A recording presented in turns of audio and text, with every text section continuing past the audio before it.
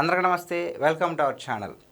ఈరోజు auto driver సేవలో అనే కార్యక్రమాన్ని ఆంధ్రప్రదేశ్ రాష్ట్ర ముఖ్యమంత్రి చంద్రబాబు నాయుడు గారు, అలాగే ఉప ముఖ్యమంత్రి పవన్ కళ్యాణ్ గారు, మంత్రి నారా లోకేష్ గారు, అలాగే చాలామంది మంత్రులతో సహా ఈరోజు విజయవాడలో అయితే జరగడం జరుగుతుంది.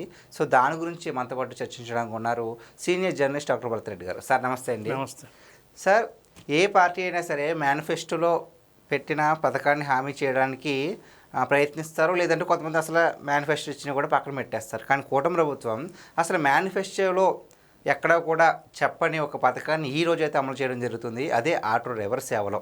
గతంలో దీన్ని వాహన మిత్ర పేరుతో జగన్మోహన్ రెడ్డి గారు కూడా నిర్వహించడం జరిగింది. కాకపోతే అది 10,000, ఇది 15,000 రూపాయలు. సో మీకు ఎలా అనిపిస్తుంది అసలు ఈ నిర్ణయం పట్ల? ఆటో డ్రైవర్లకు న్యాయం జరగాల్సిన అవసరం ఉంది. సరే, అది మేనిఫెస్టోలో పెట్టకపోయినా పరిస్థితులకు అనుగుణంగా కొన్ని నిర్ణయాలు తీసుకోవాల్సిన అవసరం ఉంటుంది. ఎందుకు అవసరాలు తీసుకోవాల్సిన అవసరం ఉంటుంది అంటే, ఫ్రీ బస్సు పథకం ప్రారంభించడం జరిగింది ఆంధ్రప్రదేశ్ రాష్ట్రంలో. ఫ్రీ బస్సు వల్ల ఏంటంటే చాలామంది మహిళలు బస్సుల్లో ప్రయాణిస్తుంటారు. ఆటో డ్రైవర్లకు మెయిన్ ఇన్కమ్ సోర్స్ ఎక్కడి నుంచి వస్తుందంటే మహిళల నుంచి వస్తుంది. ఎందుకంటే వాళ్ళే ఎక్కువ ఆటోలు ఎక్కుతుంటారు.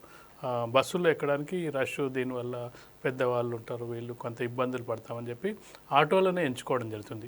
ఏదైతే ఫ్రీ బస్ సౌకర్యం రావడం జరిగిందో మహిళలు జనరల్గా దాని వైపు మొగ్గు చూపుతారు. కాబట్టి ఆటో డ్రైవర్లకు కొంత వాళ్ళకు ఆర్థికపరమైన ఇబ్బందులు వచ్చే అవకాశం ఉంటుంది. దీన్ని దృష్టిలో పెట్టుకొని మనం హామీలో లేనప్పటికీ, మేనిఫెస్టోలో లేనప్పటికీ వాళ్ళను ఎవరు ఇబ్బంది పడతారో, ఎవరికి కష్టకాలంలో ఉంటారో వాళ్ళని ఆదుకోవడమే సంక్షేమ ప్రభుత్వం యొక్క లక్ష్యం. నేను మేనిఫెస్టోలో పెట్టలేదు, నేను చెయ్యను అని కూర్చోవడానికి వీల్లేదు. మేనిఫెస్టోలో పెట్టినా పెట్టకపోయినా దాన్ని చేయాల్సిన బాధ్యతగా స్వీకరించి మీకు జరిగింది. ఇక్కడ మహిళలందరూ ఫ్రీ బస్సులో ఎక్కుతున్నారు కాబట్టి మీకు కూడా న్యాయం జరగాలి. మహిళలకు ఏ విధంగా అయితే న్యాయం జరిగిందో మీకు కూడా న్యాయం జరగాలనే ఉద్దేశంతో ఆ పథకాన్ని శ్రీకారం చుట్టడం జరిగింది. పథకాన్ని శ్రీకారం చుట్టడానికి ముందు కొన్ని విమర్శలు కూడా ఎదుర్కోవడం జరిగింది వైసీపీ నుంచి. ఏం విమర్శలు? మహిళలకు ఇవ్వడంలో ఆటో డ్రైవర్ల పొట్ట కొడుతున్నారు, ఆటో డ్రైవర్లను పట్టించుకోవట్లేదని చెప్పి వైసీపీ అప్పటికే కొంత దుష్ప్రచారం చేసినప్పటికీ, ఆ కూటమి ప్రభుత్వం వచ్చినప్పటి నుంచి మనం గమనించినట్టయితే కూటమి ప్రభుత్వం ఏదైనా ఒక పథకాన్ని పెట్టాలనుకుంటే ఎవరు ఎన్ని విమర్శలు చేసినా ఆ పథకం గురించి స్టడీ చేయడం జరుగుతుంది. లబ్ధిదారుల ఎంపికకు సంబంధించి జరుగుతుంది. గతంలో చేసిన నిర్వాహకాలను గురించి తెలుసుకోవడం జరుగుతుంది. ఇదేది లేకుండా గతంలో కేవలం 2,50,000 మందికి వాహన మిత్ర ద్వారా ఏదైతే జగన్మోహన్ రెడ్డి చేయడం జరిగిందో, అయితే ఆ వాహన మిత్ర ద్వారా 10,000 రూపాయలు ఇచ్చిన జగన్మోహన్ రెడ్డి తిరిగి వాళ్ళ దగ్గర నుంచి 20,000 వసూలు చేసిన సందర్భాన్ని మనం చూడవచ్చు. గ్రీన్ ట్యాక్స్ పేరుతోటి, చాలన్ల పేరుతోటి, రోడ్లు బాగా లేకపోవడంతో ఆటోలు కూడా రిపేర్కి రావడం వల్ల వీళ్ళకు ఆర్థికంగా నువ్వు ఇచ్చిన ఈ చేతి నుంచి 10,000 ఇచ్చి ఇంకో చేతి నుంచి 20,000 తీసుకున్న సందర్భాన్ని మనం చూడొచ్చు. ఇవన్నీ కూడా అంటే ఇప్పుడు వచ్చే పథకం ఏ విధంగా ఉండాలి, మనం ఇచ్చే 5,000, 10,000, 15,000 వాళ్లకు ఆర్థికంగా ఉపయోగంగా ఉండాలి. మళ్ళీ రిటర్న్ తీసుకునే విధంగా ఉండొద్దు. అందుకే గ్రీన్ ట్యాక్స్ తీసేయడం జరిగింది, రోడ్లను బాగు చేయడం జరుగుతుంది, చాలన్లు కూడా విపరీతంగా వేయొద్దని చెప్పి ఆదేశాలు ఇవ్వడం జరిగింది. కాబట్టి వీటన్ని పరిశీలిస్తే వాళ్ళకి చెందాల్సిన 15,000 రూపాయలు వాళ్ళకి చెందే అవకాశం ఉంటుంది. ఈ 10,000 నుంచి 15,000 పెంచడం ఒక ఎత్తు అయితే, దాంతోపాటుగా మనం చూసుకున్నట్టయితే లబ్ధిదారుల ఎంపిక కూడా పెరిగింది. గతంలో 2,50,000 మంది పైన ఉంటే ఇప్పుడు దాదాపుగా 2,90,000 అంటే దాదాపు 3,00,000 మంది వరకు లబ్ధిదారుల ఎంపిక చేయడం జరిగింది. లబ్ధిదారుల ఎంపికల్లో కూడా పారదర్శకత ఉండాలి. ఎవరైనా లబ్ధిదారులు మిస్ అయినట్టయితే వాళ్ళని క్రాస్ చెక్ చేసుకొని మళ్ళీ వాళ్ళని జాబితాలో చేర్చండి అని కూడా దానికి ఆదేశాలు ఇవ్వడం జరిగింది. కాబట్టి ఖచ్చితంగా కూడా ఆటో డ్రైవర్లకు మేనిఫెస్టోలో పెట్టినప్పటికీ మనం న్యాయం చేయాలనే ఉద్దేశంతో ఆ పథకాన్ని ఈరోజు ప్రారంభించడం జరుగుతుంది. దానికి సంబంధించి ఆటో డ్రైవర్లందరూ కూడా సంతోషం వ్యక్తం చేస్తున్న సందర్భాన్ని మనం చూడొచ్చు. సార్, గతంలో జగన్మోహన్ రెడ్డి గారు ఇదే కార్యక్రమం మీద వాహన మిత్ర అనే పేరు మీద 260 కోట్లు ఖర్చు పెడితే ఇప్పుడు కూటమి ప్రభుత్వం ఏకంగా 436 కోట్లు ఖర్చు పెడుతుంది.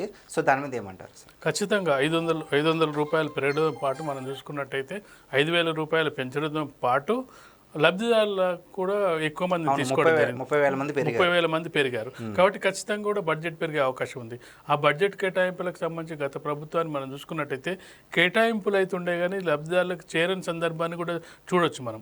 ఆ 2,50,000 మందిలో కొంతమందికి చేరని సందర్భం కూడా చూడొచ్చు. ఎందుకంటే ఈ కుటుంబ ప్రభుత్వానికి దీనికి 150 కోట్ల వేరియేషన్ ఎందుకు వచ్చింది అన్నప్పుడు ఖచ్చితంగా కూడా వాళ్ళు కేటాయింపులు కొంతమందికి ఎగ్గొట్టిన దాని సిచ్యువేషన్ కూడా చూడొచ్చు. ఎంపిక చేస్తారు కానీ వాళ్ళకి అందకపోవడం ఇలాంటి కార్యక్రమాలు.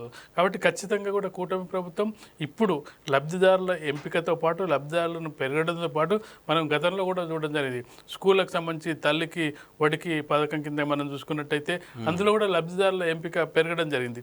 లబ్ధిదారులు ఎవరైతే ఖచ్చితంగా అంటే ఇప్పుడు ఎవరికి అర్హులందరికీ కూడా చేరాల్సిన బాధ్యతగా తీసుకుంటుంది. కాబట్టి లబ్ధిదారుల ఎంపికతో పాటు దానికి సంబంధించిన బడ్జెట్ కూడా పెంచడం జరిగింది. బడ్జెట్ ఊరికే ఏదో నేను 3 లక్షల మందికి అందజేస్తున్నా అని చెప్పి బడ్జెట్ పెంచకపోతే అది ఎవరికి అందే అవకాశం లేదు, కొంతమందికి రాకపోయే అవకాశం ఉంటుంది. లబ్ధిదారులు ఎంతమంది ఉంటే అందులో వాళ్ళందరికీ కూడా 15,000 చేరాల్సిన అవసరం ఉంది. అందులో భాగంగానే ఇప్పుడు 400 కోట్ల వరకు పెరిగినట్టుగా మనకు కనిపిస్తుంది. సార్, ఇప్పుడు ఏడాదికి 17,000 ఇస్తే సరిపోతుందా? ఆటో డ్రైవర్లు పొట్టగొట్టారు మీరు అని చెప్పి స్త్రీశక్తి పథకం పెట్టి ఆటో డ్రైవర్లు పొట్టగొట్టారు మీరు అని చెప్పేసి కొంతమంది వైసీపీ నాయకులు చెప్తున్నారు. వారికి మీరు ఇచ్చే సమాధానం ఏంటి? 15,000తో పాటు అదనంగా ఛాలెంజ్ వేయడం మానేయడం జరుగుతుంది. గ్రీన్ ట్యాక్స్ పోయింది. అవి కూడా 1,000-1,500 మిగిలే అవకాశం ఉంది. నెలకు రోడ్లు బాగుపడ్డాయి. కాబట్టి ఈ గత ప్రభుత్వం ఈ చేయితో ఆ చేయితో తీసుకున్న సందర్భంగా ఇది ఈ చేయితో ఇస్తూ పాటు దాంతోపాటు ఎలాంటి ఇబ్బందులు లేకుండా ఎవరైతే ఆటో డ్రైవర్లు వాళ్ళకు ఫెసిలిటీస్ కల్పించే అవకాశం ఉంది. ఫెసిలిటీస్ కూడా ఇంపార్టెంట్ కదా. వాళ్ళకి ట్యాక్స్ తగ్గించడం ఒక ఫెసిలిటీ, వాళ్ళకి చాలన్లు వేయకపోవడం ఒక ఫెసిలిటీ, రోడ్లు బాగుంటే రిపేర్లు కూడా రావు. వీటి ద్వారా కూడా ఇప్పుడు 15,000కు అవి కూడా 15,000 అదనంగా మిగిలే అవకాశం ఉంది. అప్పుడు 10,000కి 20,000 రిటర్న్ తీసుకుంటే ఇప్పుడు 15,000కు మరొక 15,000 అదనంగా వచ్చే అవకాశం ఉంది. ఈ 15,000 సరిపోతాయా అని అంటే ఏదైనా ఒక పథకం ప్రవేశపెట్టినప్పుడు పూర్తి స్థాయిలో ఆ వ్యక్తికి కంప్లీట్గా ఆధారపడి ఉండకపోవచ్చు, కానీ కొంత వెసులుబాటు ఉంటుంది. పూర్తిగా 15,000తోటే అంటే నెలకు దాదాపు 1200-1300తోటే ఒక ఆటో డ్రైవర్ బతుకుతాడంటే అతని ఆటో ద్వారా కొంత ఆదాయం సమకూరుస్తుంటుంది. ఇది రెగ్యులర్గా వచ్చే ఇన్కమ్. ఒకేసారి 15,000 వచ్చిందంటే తన కొన్ని అవసరాలు తీరుతాయి. ఆ అవసరాలు ఏదైనా ఉపయోగపడచ్చు. ఏదో చదువులకు దేనికో దానికి ఉపయోగపడే అవకాశం ఉంటుంది.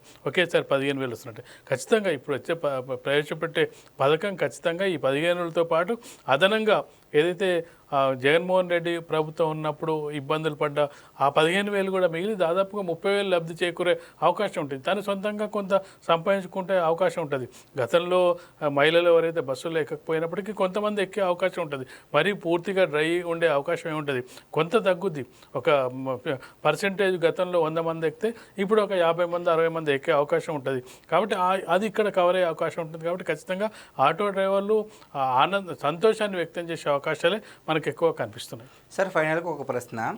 మనం కూటమి ప్రభుత్వంలో చూసుకుంటే కనుక ఒక్కొక్క హామీని నెరవేరుస్తున్నారు. ప్రతి హామీ నెరవేరుస్తున్నప్పుడు ఒక కార్యక్రమాన్ని పెట్టడం, అందులో కూటమి ప్రభుత్వంలో ఉన్న చాలామంది మంత్రులు వచ్చి పాల్గొనడం, ప్రజలకు దగ్గరగా ఉండడం, సో ఇవన్నీ చూస్తుంటే మీకు ఎలా అనిపిస్తుంది అసలు? ఖచ్చితంగా ఒక పథకం ప్రవేశపెట్టినప్పుడు దాన్ని ప్రజలకు అందుబాటులోకి తీసుకెళ్లాలంటే ఖచ్చితంగా మంత్రులు, ముఖ్యమంత్రులు, ఉప ముఖ్యమంత్రులు పాల్గొన్నట్టయితే ప్రజలకు మరింత చేరుకువయ్యే అవకాశం ఉంది. మేము పథకాన్ని ప్రవేశపెట్టాము, కలెక్టర్లు చేసుకోండి, ఎమ్మెల్యేలు చేసుకోండి అంటే దానికి ప్రజల నుంచి స్పందన చాలా తక్కువ వస్తుంది. ఇప్పుడు మనం పెన్షన్లకు సంబంధించిన సంబంధాన్ని చూస్తున్నాం. ప్రతి నెల పెన్షన్ ఇచ్చే సందర్భంలో ముఖ్యమంత్రి, ఉప ముఖ్యమంత్రి ఎవరో మంత్రులు అక్కడ ఉండి స్వయంగా పెన్షన్లు అర్థం చేస్తారు. దానివల్ల పరిస్థితి ఏంటంటే అధికారులు భయపడే అవకాశం ఉంటుంది. వీళ్ళకి ఖచ్చితంగా ఈ పెన్షన్ అందచేయాలి, లేదంటే మనకి ఇక్కడే మంత్రులు, ముఖ్యమంత్రులు ఉన్నారు, లేకపోతే వాళ్ళు ఏం చేస్తారంటే ఈరోజు లేదు రేపు రా, తర్వాత రా, వారానికి రా, వచ్చే నెల తీసుకో, ఇలాంటి కార్యక్రమాలు చేపట్టే అవకాశం ఉంది. అక్కడ మానిటరింగ్ ఉండడం వల్ల ఏంటంటే ఆ నెల పెన్షన్ ఆ నెలనే ఇవ్వడం వల్ల ప్రజలు ఆనందం వ్యక్తం చేసే అవకాశం ఉంటుంది. ప్రజలకు సంతృప్తిగా ఉండే అవకాశం ఉంటుంది. లేదంటే ఒక 2-3 రోజులు మేము ఇచ్చాము, లేదు మీరు రాలేదు, ఇది నెక్స్ట్ మంత్ తీసుకోండి, ఇబ్బంది పెట్టే అవకాశం ఉంటుంది. ఖచ్చితంగా ఏంటంటే ఈ పథకాన్ని ప్రవేశపెట్టినప్పుడు ఎవరైతే ముఖ్యమైన నాయకులు ఉంటారో, ఆ స్థాయిలో ఉంటారో, ఆ పథకం లబ్ధి చేకూరే అవకాశం ఉంటుంది. అక్కడ ఏమైనా కంప్లైంట్స్ వచ్చే అవకాశం ఉంటుంది. ఒకవేళ పథకానికి సంబంధించి లబ్ధిదారుల ఎంపికకు సంబంధించి ఏవైనా వాళ్ళకి అందలేదనుకో అక్కడ ఆ దృష్టికి వెళ్ళే అవకాశం ఉంటుంది. పూర్తిగా అధికారుల మీద ఆధారపడే అవకాశాలు తక్కువగా ఉంటాయి. ఈ రాజకీయ నాయకుల మీద మంత్రుల మీద ముఖ్యమంత్రి ఉన్నప్పుడు వస్తున్నప్పుడు వాళ్ళు చెప్పుకోవడానికి ఉంటుంది, మాకు కొంతమందికి లబ్ధి చేకూరలేదు ఇంకా కొంతమందికి అని. ఇది అధికారులకు చెప్పినట్టు అధికారులు పక్కన పడే అవకాశం ఉంటుంది. కాబట్టి ఖచ్చితంగా ఇలాంటి కార్యక్రమాలు చేసినప్పుడు ఉన్నత స్థాయిలో ఉన్న వ్యక్తులు పాల్గొన్నట్టయితే అది మరింతగా ముందుకు వెళ్ళే అవకాశం ఉంటుంది. Thank you sir.